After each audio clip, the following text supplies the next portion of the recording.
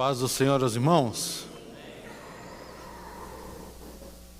Os pentecostais vieram hoje, não? Eu quero saudar os pentecostais com a paz do Senhor. Amém. Glória a Jesus, que bom que vocês vieram. Estava preocupado já. Agora eu entendo, pastor. Glória a Jesus. Irmãos, abra a tua Bíblia junto com a minha. Evangelho segundo escreveu Mateus acerca de Jesus Cristo. O último capítulo desse Evangelho, capítulo de número 28, e os últimos versículos, do 16 ao 20. Glória a Deus.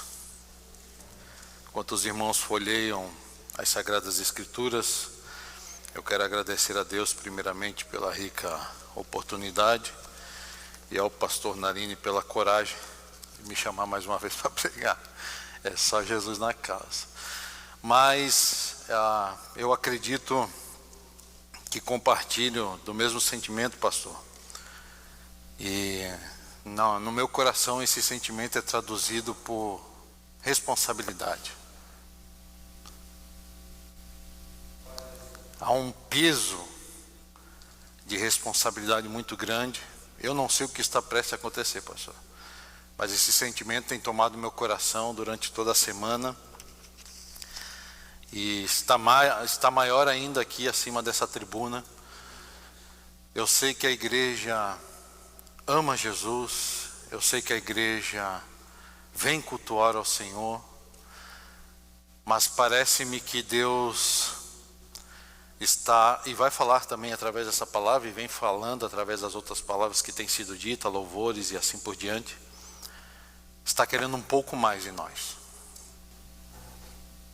Ele sabe, ele acredita no seu potencial, ele sabe que você pode entregar mais. Não duvide do seu potencial, não duvide do que Deus te trouxe aqui para fazer, para a obra e para o serviço do reino do Senhor nesse lugar. Deus acredita em você. E hoje, através dessa palavra, Ele vai confirmar isso, eu tenho por certo. Quantos acharam, diga amém. Mateus 28, a partir do verso 16. Glória a Deus. Diz assim a palavra do Senhor. E os 11 discípulos partiram para a Galileia, para o monte que Jesus lhes tinha designado. E quando ouviram, o adoraram, mas alguns duvidaram. E chegando-se Jesus, falou-lhes, dizendo: é-me dado todo o poder no céu e na terra. Portanto, ide, ensinai todas as nações, batizando-as em nome do Pai, do Filho e do Espírito Santo, ensinando-as a guardar todas essas coisas que eu vos tenho mandado, e eis que estou convosco todos os dias, até a consumação dos séculos. Amém e amém. Tome o teu assento glorificando a Jesus. Para quem não se lembra, eu vou trazer a sua memória. Essa mesma palavra foi lida aqui pelo irmão Daniel há uns 3 cultos atrás, se não me falha a memória. Não sei exatamente a data, mas eu tenho certeza que ele leu. E quando ele leu aqui, leu transmitindo externamente a virtude que passava através dele quando ele leu, porque eu senti ali no banco essa palavra, mais uma vez, uma palavra conhecida, uma palavra muito apregoada, mas mais uma vez me impactou e me direcionou a um detalhe que está aqui, mas muitos de nós esquecemos de vez em quando. Esse texto é muito conhecido como a Grande Comissão. Muitos historiadores têm algumas bíblias, não sei se a sua tem também. A epígrafe do texto diz a Grande Comissão. Quando você se depara com esse texto está te chamando a uma responsabilidade.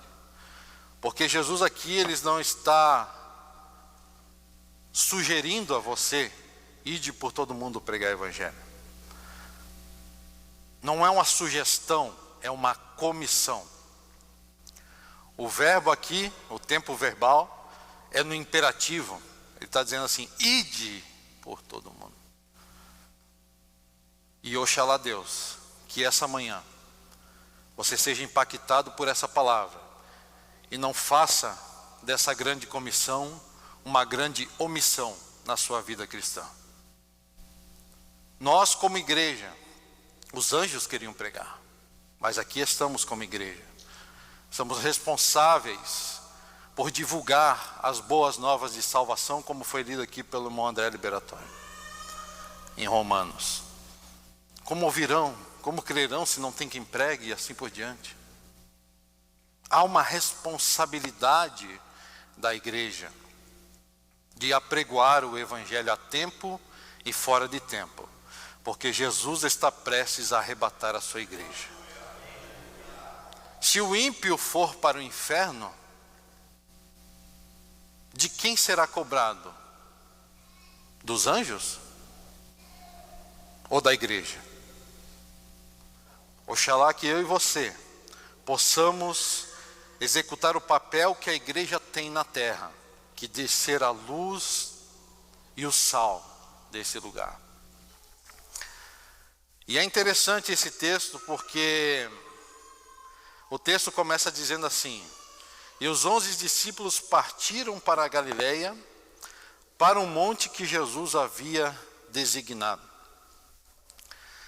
Pare para imaginar um pouquinho, pare para pensar em uma pessoa que está prestes a se despedir dessa terra, a dar um adeus a essa terra, a partir dessa terra. E ela marca um encontro com você. Olha, nós vamos se encontrar lá na Galileia, num determinado monte. Muitos historiadores tentam determinar esse monte, mas não tem como. Muitos dizem que pode ser um monte conhecido dos leitores que estavam indo. Outros dizem que Jesus marcou um local, vamos dizer assim, secreto entre eles, para que eles pudessem estar. Mas isso não importa. O que importa é que havia um encontro marcado. E os discípulos, os apóstolos, tinham que se encontrar com ele lá. Jesus, ele prediz tudo o que ia acontecer. Ele fala: olha, eu vou ser entregue, vou ser crucificado. Fique tranquilo, ficar em Jerusalém, até que do alto sejais revestido de poder. E lá em Mateus 26 ele diz assim: depois disso, vão para a Galileia, porque eu vou se encontrar com vocês lá. E claro, deve ter dado mais detalhes que o texto não registra, mas aqui o texto fala, Mateus, ele relata para um monte, havia um ponto específico de encontro. O Senhor fez assim na minha mente, assim: o problema de muitos cristãos que não desempenham o seu papel, a sua função na igreja, é porque não estão na posição a qual Deus os chamou. Não estão no ponto de encontro ao qual Jesus disse assim: vai, faz estas coisas porque eu serei contigo. Muitas das vezes a gente quer escolher o que fazer. Muitas das vezes a gente escolhe o trabalho mais fácil. Não, esse negócio de evangelizar é difícil. Mas se Deus te chamou para evangelizar, é lá que você tem que estar. Porque é lá que Ele vai te encontrar. Não tem como se encontrar com Jesus em outro lugar. Não tem como se encontrar num lugar diferente, ficar buscando e chamando Jesus para se encontrar naquele lugar sem Fall River que Ele te chamou, meu irmão. É aqui que Ele vai te encontrar. Ah, mas eu queria ir mais para lá, aquele outro estado lá tem mais sol, aquele outro estado tem não sei o quê. E não adianta, você pode clamar 24 horas lá, ele vai chegar e vai dizer: vai para o lugar que eu te mandei. A Galileia na época não era bem visto, porque o texto mesmo sagrado diz que pode vir alguma coisa boa daquela região. Só para você entender geograficamente do que a gente está falando. A Galileia é uma região que fica ao norte de Israel. Como vocês já conhecem a Bíblia, né? Os que não conhecem vou fazer um resumo bem rápido aqui. Vocês sabem que as tribos de Israel eram divididas entre as 10, depois do reinado de Roboão, né? Depois de Salomão, a partir do reinado de Roboão, ela foi dividida em pelo menos duas partes, o norte e o sul. A Judéia sendo a região com 2 tribos na região do sul e as 10 tribos do norte, chamada por eles de Israel. A partir de então, os mais crentes eram os da Judéia, que comporta a cidade de Jerusalém, porque eles buscavam a Deus, né? Tem inúmeros exemplos bíblicos em que eles adoravam a Deus, quebravam os altares a Baal e faziam inúmeras coisas e Deus sempre respondia. E com muita recorrência, as 10 tribos do norte, por se afastarem de Deus, eram conquistadas por imperadores da época, né? Os assírios, Nabucodonosor e assim por diante. Culturalmente, Israel, na parte norte, não estava mais tão pura. Estava meio misturada, miscigenada com outros povos. E por isso, os santões do sul achavam que não podia vir nada muito boa do norte. Diziam, não, pode vir alguma coisa boa de lá, lá é tudo misturado, né? Povo heteu, povo isso, povo aquilo, e misturou lá e nasceu filhos e filhas, não é mais judeu puro. Os judeus puritanos, então, tinham uma diferença, mas a mesma palavra de Deus dizia que lá da região da Galileia havia de vir a luz. Muitas das vezes você pode usar a região que você mora como uma desculpa. Não, mas aqui é tudo misturado, é tanta cultura, é tanto ídolo, é tanto isso, é gente que não quer nem saber do evangelho. É lá que Deus quer te usar. É lá que Deus quer fazer você brilhar. Eu fiquei perguntando para Deus, por que Galileia, Senhor? Por que o Senhor não marcou um encontro em outro lugar? E Deus disse, eu não quero que eles saiam do mundo, mas que no meio do mundo eles sejam a luz. É muito claro, porque ele vem falando isso também no Novo Testamento.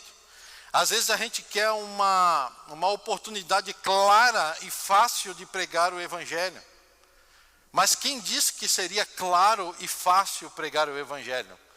Não há em nenhum momento, e é por isso que eu não concordo com algumas teologias modernas, de que facilitam muito as coisas, né? Eu vou falar assim, dessa forma para não ferir ninguém, né? Não ferir nenhum sentimento de ninguém.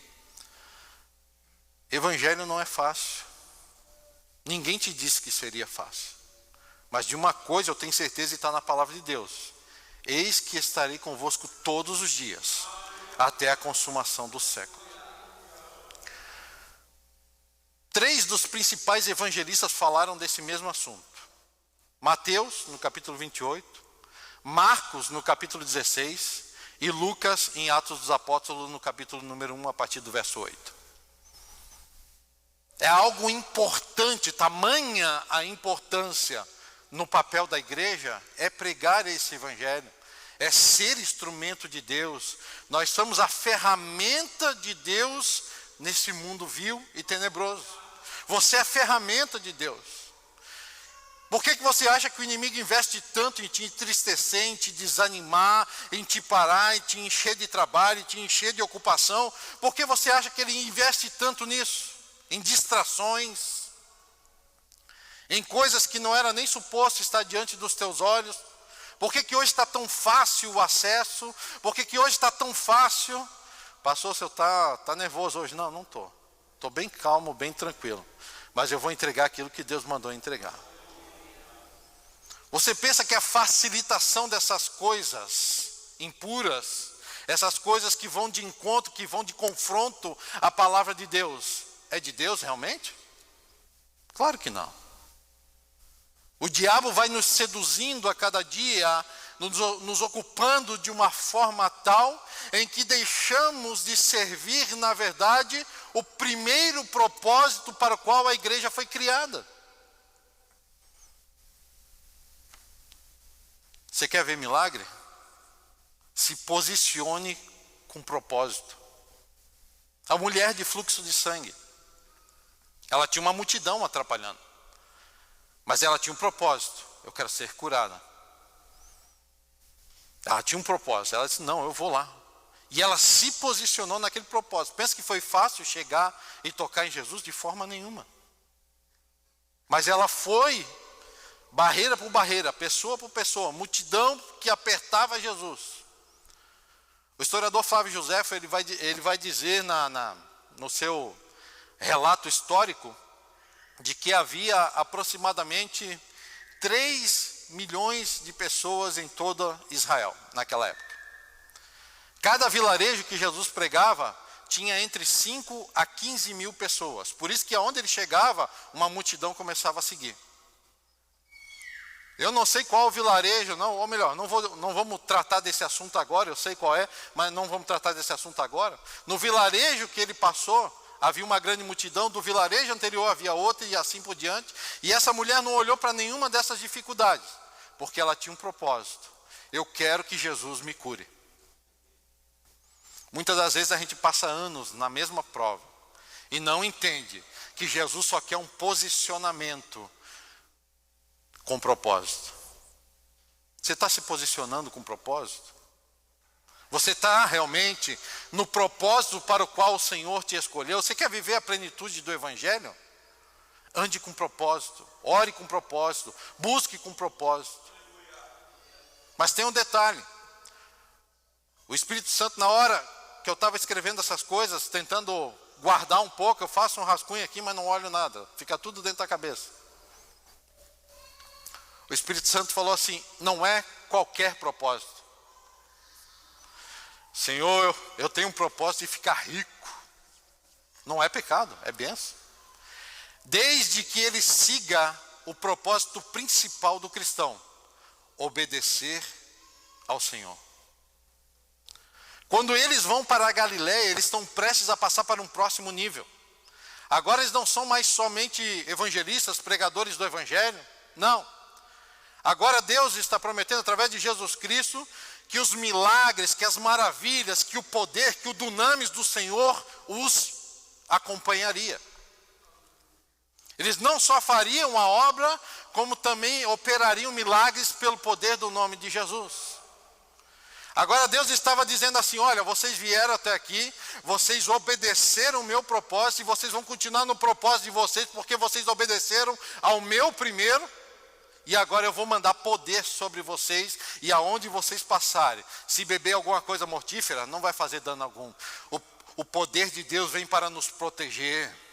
O poder de Deus vem para nos impulsionar a ser produtivos no reino do Senhor, a viver o Evangelho, a obra de Deus de uma forma produtiva e plena, para que o nome dEle, tão somente o nome dEle, seja glorificado.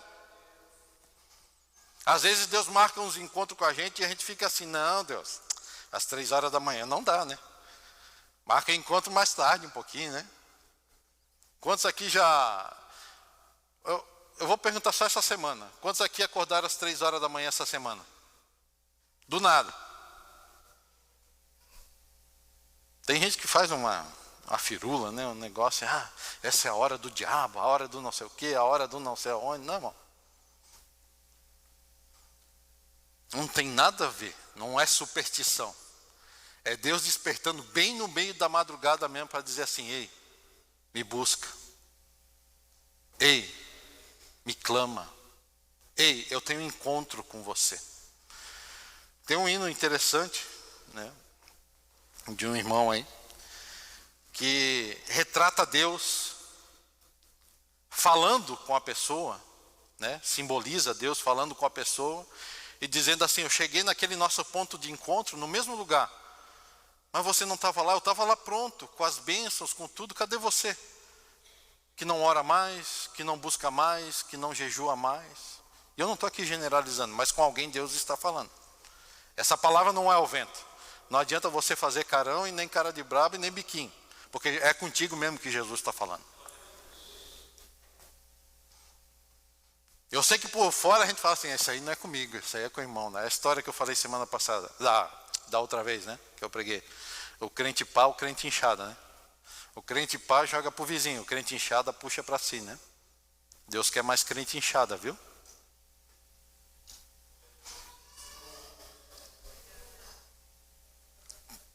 Começa a pensar um pouquinho.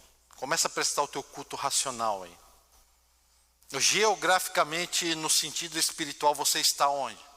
Você está no ponto de encontro que Deus marcou com você? Deus, eu quero isso, eu quero aquilo. Como o pastor pregou, falou aqui, eu já vivi na minha pele também essa questão, né? O camarada lá no Brasil fazia e acontecia, pastor. E veio testemunhando, não, porque lá eu não andava nem de pé, eu plantava bananeira. Lá o poder era tanto que, meu Deus, nós flutuava uns 2 metros do chão. Falei, ok, por que não flutua mais? O que mudou? Não, aqui a cultura é outra, aqui não sei o que, aqui não sei aonde. Você acha que Jesus tirou ele de Jerusalém à toa? Jerusalém, capital da adoração. Deus tira eles de Jerusalém, da capital de adoração, receberam poder, receberam. Ok, agora vem comigo, vão lá na Galiléia que o bicho está feio lá. Lá é tudo misturado. E ele pega e dá uma ordenança de lá. Ei, porque é assim, ó, Judeia, Samaria, Galiléia. Vai pregar lá por toda a Judeia, Samaria e até os confins da terra. Judeia, meus irmãos em Cristo, prega para eles também. Às vezes o irmão está meio desanimadinho, está dando uma parada, abraça ele, ajuda ele em oração, ajuda ela em oração. Samaria, você já começa a romper, vamos dizer assim, diferenças culturais.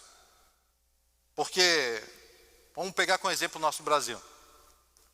Se for mais para o sul, é o tal do chimarrão. Vai mais para cima, tem piqui, tem bobó de camarão e assim vai, né? Mas é o mesmo Brasil, todo mundo fala a mesma língua, quase, né? Aí você conversa lá mais com o pessoal que gosta de buchada de bode e tal, você entende um pouco assim, parece que é português, mas é benção. Tem um amigo meu que a gente brinca muito, o Pim, e ele fala umas coisas tão rápido, mas tão rápido, que eu brinco com ele assim, ô irmão, fala em português. De tão rápido que ele fala. É o nosso Brasil, é gigante. Tem tantas diferenças culturais dentro da mesma linguagem. Essa é Samaria. Diferenças culturais. Mas Jesus nos manda, nos envia para lá para pregar. Porque assim, eu ficaria mais confortável de pregar no meu estado. Eu ficaria mais confortável de pregar na minha região. Não, irmão. Na tua sabedoria, na tua ciência, do jeito que Deus te chamou, é assim que Ele quer te usar. Você não tem que fazer de conta que é ninguém, não. Você não tem que falar diferente porque está falando com paulista, com carioca. Não, você não tem que falar diferente, não. Você tem que falar do jeitinho que Jesus te chamou. Deus quer de você identidade, não imitação. Você não precisa imitar ninguém porque a mensagem dele é mais bonita. Não, Deus quer te chamar na tua simplicidade. Do jeito que você é. Porque a partir do momento que a gente começar a enfeitar, Deus já não está mais. Até os confins, fala de diferenças étnicas, etnias diferentes. Você acha que Deus te trouxe aqui para os Estados Unidos para se apagar? Não. Ele marcou um encontro contigo nesse lugar, para você brilhar nesse lugar. Ele quebrou essa questão, essa barreira étnica que você tinha, para você entender que existem outras culturas, outras raças e assim, tribos, línguas e nações, que precisam ouvir falar de Jesus com poder e autoridade do céu. Mas eu sinto esse peso dessa responsabilidade. O que estamos fazendo nós, e eu me incluo nessa pergunta? Será que é suficiente? Será que Deus se agrada? Ou será que uma mensagem dessa vem para nos chamar a atenção que a gente pode ir um pouco mais além? A gente pode ser um pouco melhor. A gente pode fazer mais para o Senhor. Temos sim as nossas dívidas para pagar, né? Eu sei que quando a gente ganha em dólar, parece que a gente ganha muito, mas é se convertido para o Brasil, né? Então é porque a gente gasta em dólar, então ganha em dólar, gasta em dólar, né? Se a gente ganhasse em dólar e gastasse em real, seria uma maravilha, facinho, né? Mas não é o caso, né? A gente gasta em dólar também. Eu sei que é difícil, mas com Jesus, irmão, não tem para ninguém. O interessante é que o encontro que foi marcado na Galileia é a mesma região da onde começou o ministério de Jesus. Qual foi o primeiro milagre de Jesus? Transformar água em vinho num casamento. Foi em Caná da Galileia. O que Deus quer dizer com isso? Eu falei, Deus, fala, eu quero entender por que isso. Por que voltar para Galileia? Não foi lá que o Senhor começou? Foi. O primeiro milagre foi diante de uma plateia incrédula, que nunca tinha visto Jesus fazer um milagre só. Ele estava estreando naquele dia o ministério dele. Ele deu ordem às pessoas, e a sua mãe também ali ajudou a organizar, e as pessoas começaram a carregar talhas de água e trazer diante dele. Houve uma obediência aos seus comandos e o milagre aconteceu. Tem crente que não obedece e quer milagre, pastor. Oh, glória ao nome de Jesus. Não, eu vou sair da igreja, porque Jesus não faz 10 anos que eu espero. Pergunta se ele obedece. Fala Jesus, né, mano? Difícil, né? Obedecer. A criança, quando vai para a escola, ela aprende o ABC, né? O crente, quando vem para a igreja, aprende a obedecer. Enquanto nós não formos ovelhas do Senhor, Deus não trata com bode. Enquanto nós não formos ovelhas que abaixa a cabeça, ouve os comandos do Senhor e obedece, não vamos experimentar milagres extraordinários na nossa vida. Pastor, que palavra difícil. Fica tranquilo, vai piorar. Dá um glória aí, irmão. Você pensa que eu não gosto de pregar a palavra de avivamento, aquela palavra que o povo revira no banco e quebra tudo. Você pensa que eu não gosto? Eu amo. Pega a chave do carro, pega a chave da casa, né? Receba um milagre, vai recebendo aí, seja cheio. Eu amo, irmão. Mas pergunta para mim, se eu faço o que eu quero ou faço o que ele me manda? Oh, glória ao nome de Jesus. Temos que voltar ao primeiro amor, meu irmão. Quando ele leva todo mundo de volta para Galileia, onde tudo começou, ele está dizendo assim, ó, você pode até crescer na sua vida material, espiritual, você pode até crescer. Mas o dia que você esquecer do primeiro amor com que você me aceitou, não adianta de nada. Todos os dias temos que voltar para aquele primeiro amor, para aquele dia que a gente veio aqui na frente e aceitou a Jesus. Para aquele dia, o que a gente era, o que a gente fazia, o quão errado a gente era. E como foi falado aqui pelo pastor, sobre o amor de Deus. Deus amou o mundo de tal maneira, não há expressão idiomática humana para traduzir o tamanho e a expressão do amor de Deus. E o apóstolo diz assim, de tal maneira, não existe nada no mundo que expressa o que Deus fez por nós, porque pegar um povo vil, pecador, que não vale nada, dar um filho para morrer por aquele povo e dizer assim, eu vos amo incondicionalmente, para que a gente pudesse entender que a graça é de graça.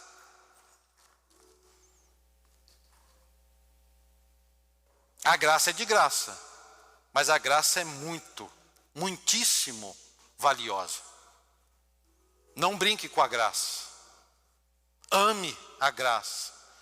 Porque o amor do Senhor é maior do que os nossos pecados. Mas tem muita gente que passa por cima do amor do Senhor e se inunda de pecados. Já praticamos sim coisas ruins. Às vezes ainda dá uma escorregadinha.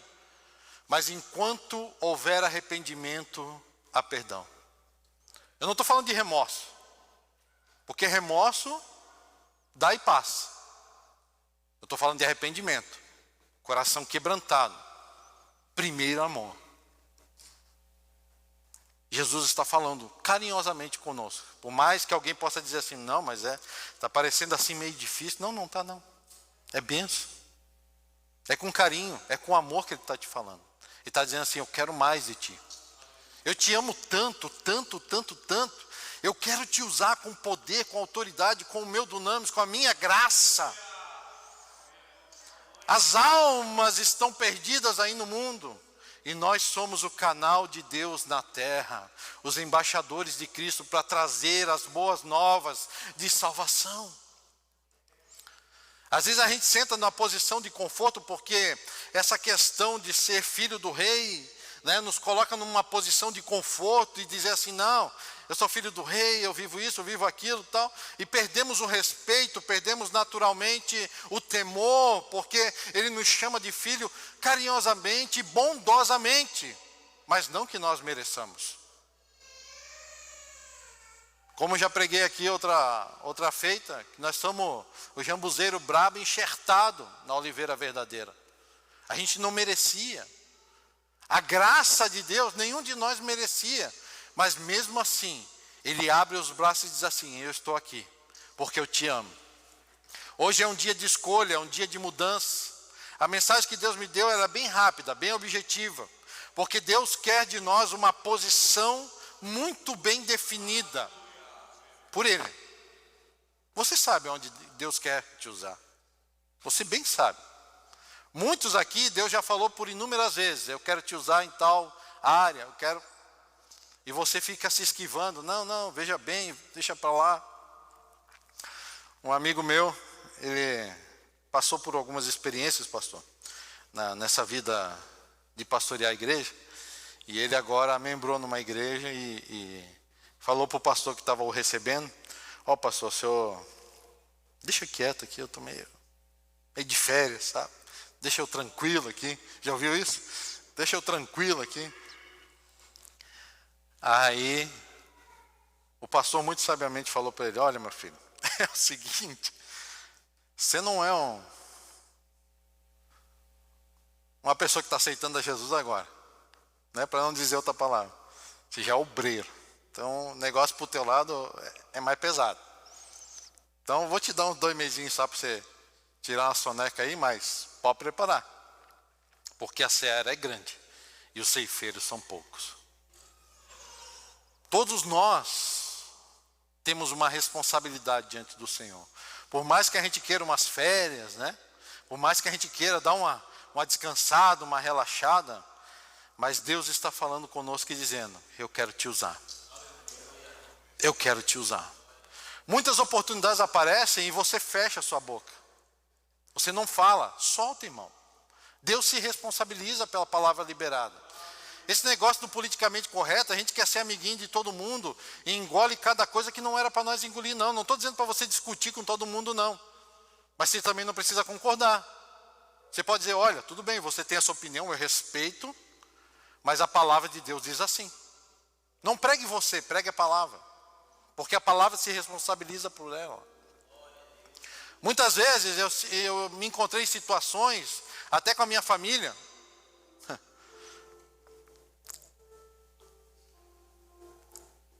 que eu tive que pregar.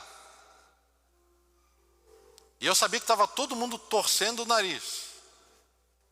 Pergunta se eu fiquei preocupado. Nenhum. Nem um pouquinho. Porque eu sei quem me chamou. Eu sei quem marcou o encontro comigo.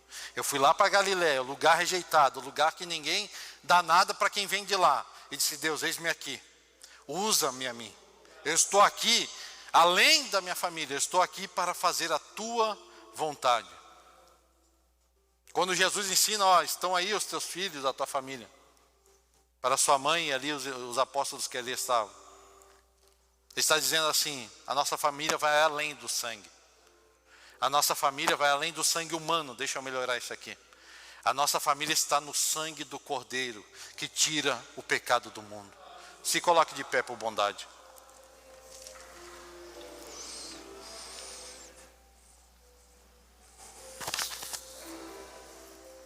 Deus somente estará ou se encontrará conosco quando estivermos nos posicionando da maneira que Ele quer. Não é do teu jeito, infelizmente. Eu sei que você manda no seu próprio nariz, mas não é do seu jeito, não. Ah, mas que lá no mundo eu fazia, acontecia, comigo é assim, tá, chicote estrala no chão. Aqui não. Aqui é tudo mansinho, aqui é tudo ovelha. Quem manda é Jesus. A gente faz o que Ele manda. Você acha porque eu tenho uma carteirinha de pastor, eu sou menos ovelha? A minha palavra, a minha Bíblia, melhor dizendo, né? A palavra de Deus, né? A minha Bíblia, diz assim: quanto mais se cresce, mais se serve. Ou você acha que Jesus lavou os pés dos discípulos para exemplificar o quê? Que ele era o manda-chuva e tal, ele que fazia acontecer. Ele podia dizer: lava o pé dos meus discípulos ali. Todo mundo ia fazer, olha quanta gente tinha na volta dele. Ele disse: não, eu quero lavar. Eu quero mostrar que quanto mais se cresce, mais se serve. Qual é o serviço que você está entregando ao Senhor? Não, então eu batalhei até aqui para chegar num nível de eclesiástico, num nível, um cargo ministerial dentro da igreja, e daqui para frente, vou só usufruir, vou só planear. Não, mas não plana não.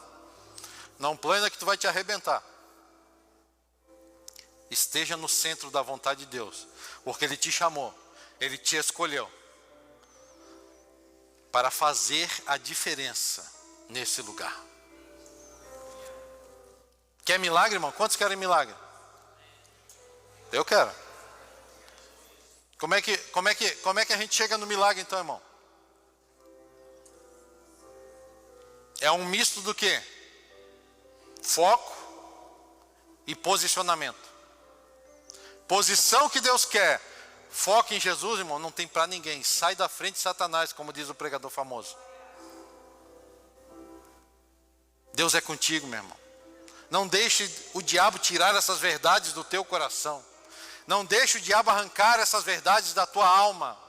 O evangelho continua sendo o mesmo evangelho. Por mais que floreie, por mais que enfeite, que tente tirar coisa nova daqui, não tem problema. Pode ir mais fundo, pode cavar mais, não tem problema. A palavra de Deus, ela é insaciável mesmo. Ela tem muito mais para te dar. Ela é inesgotável, melhor dizendo. Quanto mais você cavar, mais você vai achar. Mas a palavra de Deus para nós nessa manhã é: vai e se posicione. Eu já estou no lugar que Deus quer, então tome posição, tome posse da posição que Deus colocou diante de você. Não fique desviando, postergando, porque vai ser requerido de você, e eu não estou te ameaçando. Isso aqui é a palavra de Deus que nos instrui. Ide por todo mundo e pregai o evangelho. Quem crê e for batizado será salvo. Quem não crê já está condenado. Crer ou não crer não é tua responsabilidade. Pregue, deixe Deus te usar. Nós queremos ver esses bancos cheios, meus irmãos. Vocês não querem ver, não? É só eu que quero? Não, né? O pastor também quer, ele falou outro dia. Mais alguém? Dá para se posicionar? Dá, né? Feche os teus olhos. Eu gostaria de fazer uma oração antes de entregar para o pastor, uma oração que Deus colocou no meu coração. Pai, nós te damos graças, Senhor, meu Deus, por esse momento. Que a nossa obediência seja nosso primeiro posicionamento, Senhor. Obediência incondicional ao teu primeiro amor, aquilo que o Senhor colocou no nosso coração. Eu sei, Senhor, que a grande comissão foi só uma preparação para um próximo nível ministerial. E eu entendo, Senhor, que o Senhor nos tira muitas das vezes da nossa zona de conforto. Nos leva, Senhor, para regiões, para cidades, para países em que parece que não estamos confortáveis, Senhor, mas é lá que nós dependemos ainda mais de Ti, Senhor. É aqui que nós dependemos ainda mais de Ti, Senhor. Obrigado por estar aqui, Senhor. Eu sei, Senhor, que diante da Tua presença, Senhor, não tem para ninguém, não tem para imigração, não tem para nada, Senhor. O Senhor cuida de nós, o Senhor nos guarda, o Senhor nos livra, protege, acampa, Senhor, meu Deus, ao nosso redor. Coloca, Senhor, debaixo da Tua poderosa mão e nos guia para fazer a Tua vontade, Senhor. Que nós possamos ser úteis no Teu reino, para a glória do Teu nome. Fica conosco, é o que eu te peço e agradeço em nome de Jesus. Amém e amém.